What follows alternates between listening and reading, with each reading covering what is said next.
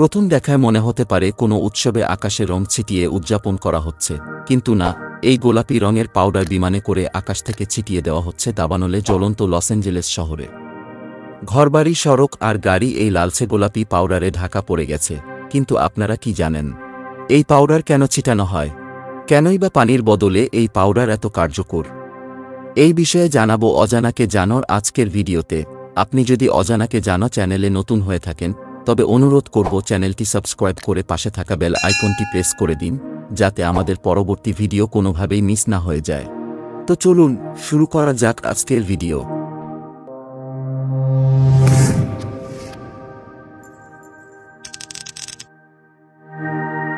এটা সাধারণ কোনো পাউডার নয়। বিশ্বে আগুন নেভানোর কাজে ব্যবহার করা সকল উপাদানের মধ্যে এই পাউডারই সবচেয়ে বেশি ব্যবহার করা হয়। এটি একটি আগুন নিরোধক উপাদান, আর এই উপাদানের নাম হল ফসচেক। আগুন প্রতিরোধক এই পাউডার দাবানলের বিস্তার ঠেকাতে বিশাল এলাকা জুড়ে ছিটিয়ে দেওয়া হয়।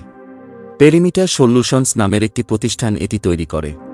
1963 সালে এটি প্রথম ইউএসডিএ ফরেস্ট সার্ভিসের মাধ্যমে অনুমোদিত হয়। এরপর থেকে এটি ধারাবাহিকভাবে উদ্ভাবনী প্রযুক্তির মাধ্যমে আরও উন্নত হয়েছে। ক্যালিফোর্নিয়ার বন ও অগ্নি নিরাপত্তা বিভাগও দীর্ঘদিন ধরে আগুন নেভানোর প্রধান উপাদান হিসেবে এটা ব্যবহার করছে। প্রতিষ্ঠানটির মতে ফসচেক শুধু একটি পণ্য বা উপাদান নয়, অগ্নি নির্বাপনে এটি একটি পূর্ণাঙ্গ সমাধান। এর উপাদানগুলোর মধ্যে রয়েছে 80% পানি, 14% সারজাতীয় লবণ এবং 6% রঙিন ও ক্ষয় প্রতিরোধী উপাদান। এটি জ্বালানির তাপমাত্রা হ্রাস করে এবং অক্সিজেন সরবরাহ কমিয়ে দেয়, ফলে আগুন ধীরে ধীরে নিভে যায়। ফসচেক এর লালচে গোলাপি রঙের ব্যবহার সম্পর্কে সচেতন করতে গিয়ে পেরিমিটার জানায়, এর লালচে গোলাপি রং পাইলট ও অগ্নি নির্বাপন কর্মী উভয় এর জন্য দৃশ্যমান থাকে। তারা সহজে এটা দেখতে পায়। যেসব এলাকায় আগুন লাগার ঝুঁকি রয়েছে, সেখানে আগুন ছড়িয়ে পড়া প্রতিরোধে এটা কার্যকরভাবে ব্যবহার করা হয়। এটি জীবনের ঝুঁকি এবং সম্পত্তির ক্ষতি রোধে আগুনের গতিকে ধীর করে দিতে গুরুত্বপূর্ণ ভূমিকা রাখে। এদিকে 7 দিন পেরিয়ে গেলেও লস অ্যাঞ্জেলেসের দাবানলের তীব্রতা কমার লক্ষণ নেই। আগুন নেভাতে প্রাণপণ চেষ্টা করছে দমকল কর্মীরা। একদিকে যেমন পানি ছিটানো হচ্ছে, অন্যদিকে আগুনের ঝুঁকিতে থাকা এলাকাগুলোতে আকাশ থেকে ছিটিয়ে দেওয়া হচ্ছে এই গোলাপি পাউডার। কর্মকর্তারা বলছেন, গত সপ্তাহে লস অ্যাঞ্জেলেসে 1000 গ্যালন লালচে গোলাপি পাউডার বিমান থেকে ছিটানো হয়েছে। সামাজিক যোগাযোগ মাধ্যমে ছড়িয়ে পড়া ছবিতে দেখা গেছে গাড়ি ও রাস্তাঘাটে গোলাপি রঙের পাউডারের আস্তর পড়ে আছে। যদিও এই পাউডার কিভাবে পরিষ্কার করতে হবে তা বলে দিয়েছে এর নির্মাতা কোম্পানি। তারা বলছে, এই পাউডার যত শুকিয়ে যাবে, পুরোপুরি পরিষ্কার করা তত কঠিন হতে পারে। অল্প জায়গায় এগুলো পড়লে গরম পানি ও অল্প ডিটারজেন্ট ব্যবহার করে উঠিয়ে ফেলা যাবে, কিন্তু বড় জায়গা জুড়ে এই পাউডার পড়ে থাকলে পানির উচ্চচাপ ব্যবহার করে পরিষ্কার করতে হবে। তবে ফসচেকের ব্যবহার নিয়ে ব্যাপক বিতর্ক আছে। 2022 সালে forest service employees for environmental ethics নামে একটি সংগঠন যুক্তরাষ্ট্রের বন বিভাগের বিরুদ্ধে একটি মামলা দায়ের করে। সংগঠনটি দাবি করে, বিমান থেকে বনাঞ্চলে রাসায়নিক অগ্নি প্রতিরোধক ফেলাতে দেশের পরিষ্কার পানির আইন লঙ্ঘিত হয়।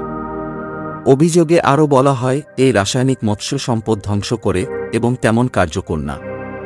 পরের বছর একজন মার্কিন জেলা বিচারক কর্মীদের দাবির সঙ্গে একমত প্রকাশ করলেও তার রায়ে বন বিভাগকে এই অগ্নি প্রতিরোধক ব্যবহারের অনুমতি দেন, যতক্ষণ না তারা এ বিষয়ে যুক্তরাষ্ট্রের পরিবেশ সুরক্ষা সংস্থা ইপিএ থেকে অনুমতি পায়।